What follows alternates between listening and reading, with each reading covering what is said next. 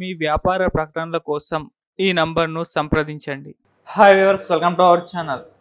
లోకేష్ గారు గత కొంతకాలం నుంచి చూసుకుంటే ఇటు టీడీపీ, జనసేన నిర్వహిస్తున్న ఏ సభకు కూడా పార్టిసిపేట్ చేయకపోవడం అనేది ఒక హాట్ టాపిక్ అయితే మారింది.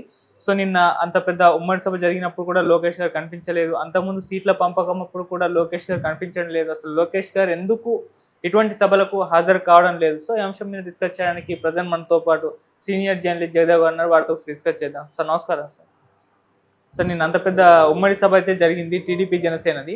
సో ఆ సభలో లోకేష్ గారు అయితే హాజరైతే కాలేదు. అంతకుముందు సీట్ల పంపకం అప్పుడు కూడా ఆయన ఎక్కడ కూడా కనిపించట్లేదు. అసలు లోకేష్ గారు ఎందుకు ఇంత ముఖ్యమైన ఇంపార్టెంట్ మీటింగ్స్కి ఆయన హాజరు కావడం లేదు? దీనికి రీజన్ ఏమై ఉంటుంది? రీజన్ ఏం లేదండి. అందరూ ఇప్పుడు రెండు పార్టీల అధినేతలు ముఖ్యం. ఓకే. జనసేన చీఫ్ సెక్రటరీ వచ్చారా లేదా చూసారా? తెలియదు మీకు. టీడీపీకి చీఫ్ సెక్రటరీగా ప్రధాన కార్యదర్శి కాబట్టి ఈయన తెలుసు కాబట్టి ఏదో ఒకటి చెయ్యాలి, అంతే కదా. ఇప్పుడు రెండు ముఖ్యమైన నాయకులు ఇద్దరు చెరోవైపు క్యాన్వాసింగ్ చేస్తున్నారు. ఇలాంటిది జెండా పండుగ లాంటివి పెట్టి ఇద్దరు ఒకే వేదిక మీద మేము ఒకటే, మీరు ఎన్ని పుల్లలు పెట్టినా మీరు మళ్ళీ ఏదో ఒకటి చెప్పి దత్తపుత్రుడు ప్యాకేజ్ స్టార్లని ఎన్ని అనుకున్నా కూడా మేము కలిసే వెళ్తామని ఈయన జెండా ఆయన పట్టుకున్నాడు, ఆయన జెండా ఈయన పట్టుకొని ఎంత చేసినా కూడా ఇంకా ఏం దొరకక, ఇంకా పాయింట్లు రైజ్ చేయలేక లోకేష్ గారు అంశం పట్టుకున్నారు. ఆయన ఒకవైపు యువగలము అన్నిటికి కూడా తీసుకెళ్తున్నాడు కదా. మొన్న లిస్టులో 94 మంది రిలీజ్ చేస్తే టీడీపీలో 24 మంది యువతకే ఇచ్చారుగా ప్రాధాన్యత.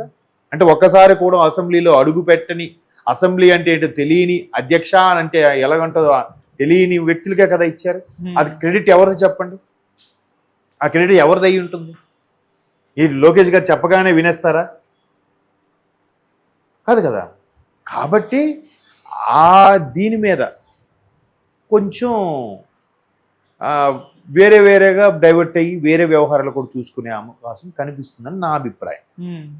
దానికి ఏంటంటే ఏదో ఒకటి దొరుకుతుంది కదా అని చూసే వాళ్ళు చాలామంది ఉన్నారు. కాకపోతే ఆయన సభలకు వెళ్తున్నప్పుడు ఈయన వెళ్తున్నారు, పైగా అధినేత ఉన్నప్పుడు ఈయన ఇంకేం మాట్లాడతాడు? ఈయన కొన్ని మాట్లాడలేడు అంత ఫ్రీగా.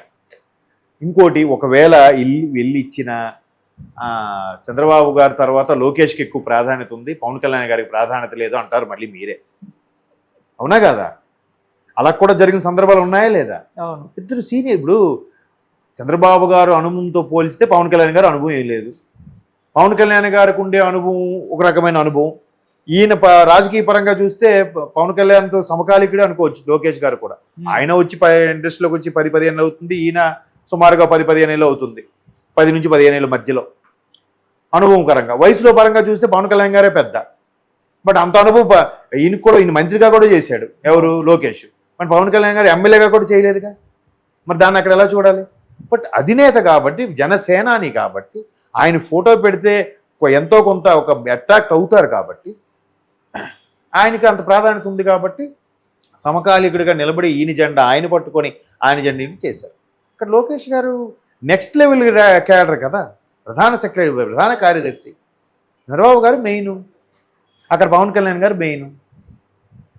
ఆ యాంగిల్లో చూడాలి. కానీ ఇంకా లోకేష్ గారు ఎందుకు గైర్హాజరు అంటే మనం ఏం చేయాలి? రకరకాలుగా ఉంటాయి. ఆయన ఒక రకమైన వ్యవహారాలు మేము మళ్ళీ లిస్టుకి లేదంటే అన్నిటికీ కసరత్తు చేస్తున్నారేమో, సర్వే చేపిస్తున్నారేమో దగ్గరుండి. ఎంత బిజీగా ఉంటారో గ్యాప్ ఉండదు. మొన్న ఒక ఛానల్కి ఇంటర్వ్యూ ఇలాగే ఇచ్చారు. హార్డ్లీ 38 మినిట్స్ ఎంతో ఇంటర్వ్యూ ఇచ్చారు ఆయనకి. అంటే డ్యూరేషన్ 38 మినిట్స్. డ్యూరేషన్ 38 మినిట్స్ అంటే ఆయన ఎంత స్పెండ్ చేసి ఉంటారు? కనీసం 2-3 గంటలు స్పెండ్ చేసి ఉంటారు. అక్కడ రావడం, సెర్చ్ చేసుకోవడం, అన్నీ చూడటము, మాట్లాడడం. అయ్యే సార్ ఇట్లా అడుగుతాం, ఇది మీరు చెప్తారా లేదా? కొన్ని సెన్సార్ కట్లు ఉంటాయి, బాబు ఏదో ఫ్లోలో వచ్చేసింది తీసేయండి అని చెప్తారు. అంటే ప్రతిపక్షాల మీద దుమ్మెత్తి పోసినప్పుడు వాళ్ళేదో మాట్లాడగా నేను అలా మాట్లాడను, ఆ వర్డ్ ఫ్లోలో వచ్చేసింది తీసేయండి, ఇట్లాంటి అడ్జస్ట్మెంట్లు ఉంటాయి. కాబట్టి అంత 35 నిమిషాలు 3 గంటలు అక్కడ టైం వేస్ట్ అవుతున్నప్పుడు ఎంత కీలకం ఆ వ్యక్తులకి? ఫుడ్డు లిమిటు, పడుకోవడం లిమిటు, ఆలోచనలు ఎలా చేయాలి, ఏది ప్లాన్ చేయాలి. నేను మొన్న ఇలాగే ఒక యూట్యూబ్ ఛానల్ హెడ్ని కలిస్తే ఆయన కూడా ఇట్లాంటి ఎవరెవరైతే ఫెమిలియర్గా ఉండి వ్యూస్ బాగుంటున్నాయో అటువంటి వాళ్ళని పిలిచి వాళ్ళకి కూడా ఈయన సలహాలు అడుగుతారంట. మీరు అంటే మన ప్రభుత్వం వచ్చాక ఎట్లా ఉంటే బాగుంటుంది, ఎటువంటి పథకాలు పెడితే యూత్కి అట్రాక్ట్గా ఉంటుంది, వాళ్ళ కోసం మనం ఏం చేయొచ్చు, మహిళల కోసం ఏం చేయొచ్చు, ఎట్లా అడుగుతాడట ఆయన. ఇప్పుడు మరి ఆ తపన ఎంతమందికి ఉంటుంది చెప్పండి. ఇట్లా మీటింగ్లకి అటెండ్ అయితే ఆ మీటింగ్ అంటే ఏమైంది, నేను డే అంతా పోయినట్టేనా? అవునా కదా?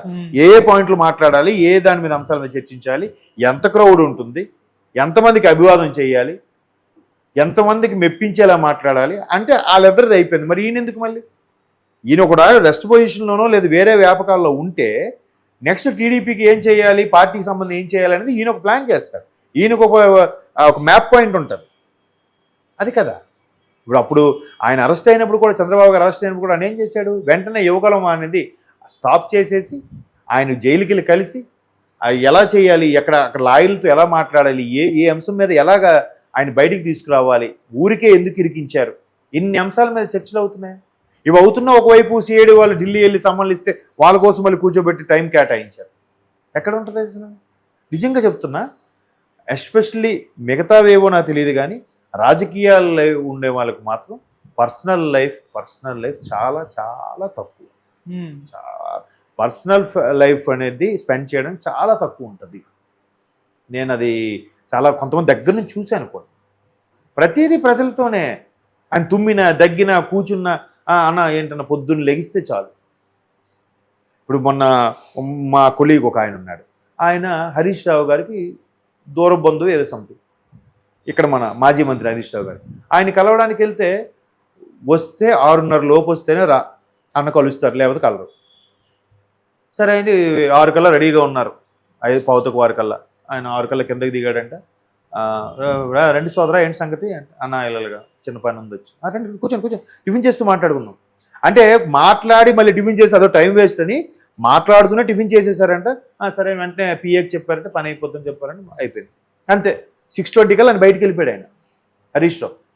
మళ్ళీ ఎప్పుడు వస్తాడు ఇంటికి? 10:30, 11.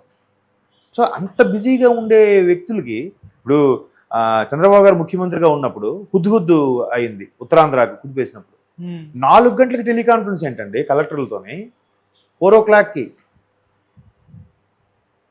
నేను లైవ్ ఎగ్జాంపుల్, 4 o'clockకి టెలికాన్ఫరెన్స్ పెట్టి త్వరగా నెల రోజుల్లో అన్ని పవర్ అప్ చేపిస్తే కదా, 4 గంటలంటే ఆయన ఎప్పుడు పడుకుని ఉండాలి ముందు రోజు? అలా పనిచేస్తూనే ఉంటారు కదా. రోజుకి 18 గంటలు పని చేస్తుంటే ఎక్కడ పర్సనల్ లైఫ్ ఉంటుంది? కాబట్టి ఇంకా అంత బిజీగా అంతగా ఉండేటప్పుడు, పైగా కీలకమైన సమయం ఇది, పట్టుమని నెల రోజులు కూడా లేదు ఎలక్షన్స్కి, అవునా? మరి అలాంటప్పుడు ఆయన వచ్చి ఈయన వచ్చి కేటాయిస్తే ఏముంది? వేరే పని పురమాయించి ఉంటారు, వేరే పని వ్యాపకంలో ఉండుంటారు, ఇంకేదో పర్సనల్ వర్క్ తగులుంటుంది, ఇన్ని రకాలుగా ఉంటాయి. కాకపోతే ఎందుకు రావట్లేదు, ఆయనకి తగిన ప్రాధాన్యత ఇవ్వట్లేదా, పవన్ కళ్యాణ్ ఇది అవుతున్నారు కదా. ఇప్పుడు చంద్రబాబు గారు అరెస్ట్ అయినప్పుడు లోకేష్ గారికి పార్టీలకు అదే అందరూ ఫోన్ చేసి పలకరించారట. ఇక్కడ నుంచి అందరూ ఫ్రెండ్స్, పార్టీలు వేరేనా, అది పార్టీ వేరు, రాజకీయం వేరు, ఫ్రెండ్షిప్ వేరు, అలా ఉంటుంది. అందరినీ అలా సమాయత్తపరిచి అందరినీ తృప్తిపరిస్తేనే నాయకుడు. అప్పటికే విమర్శలు వినిపిస్తుంటాయి. నాయకుడు అనేవాడు అందరినీ సంతృప్తి పరచలేడుగా. 100లో ఒక 5గురికి చేయకపోయినా విమర్శలు అనేది సహజం. ఇప్పుడు మీరు అంటున్నట్టుగానే వార్తలు పుట్టుకొస్తూ ఉంటాయి. కాబట్టి ఆయన బాగా ఆయన ప్రాధాన్యత ఇచ్చేస్తున్నారు. బాబు గారు అబ్బాయి అని చెప్పి ఆ సీనియర్ నాయకులను అందరిని పక్కన పెట్టి ఆయనకి ఇచ్చేస్తున్నారు అంటే ఎలా అవుతుంది? ఎవరికి ఇవ్వాల్సిన ప్రాధాన్యత వాళ్ళకి ఇస్తూనే ఉన్నారు కదా. కాబట్టి దాన్ని మనం అలాగా దాన్ని గుడ్డి మీద కోడిగుడ్డి మీద వెంట్రుకలు బీకినట్టుగా మళ్ళీ అలా చూస్తే మనం ఏం చేయలేం. సో అది కూడా ఒక మంచి, ఒక్కొక్కరు ఒక్కొక్క విధంగా ఆలోచించి అన్ని రకాలుగా మనిషి వైపు వెళ్ళి క్యాన్వాసింగ్ చేస్తుంటేనే అవుతుంది. Okay sir, thank you so much sir.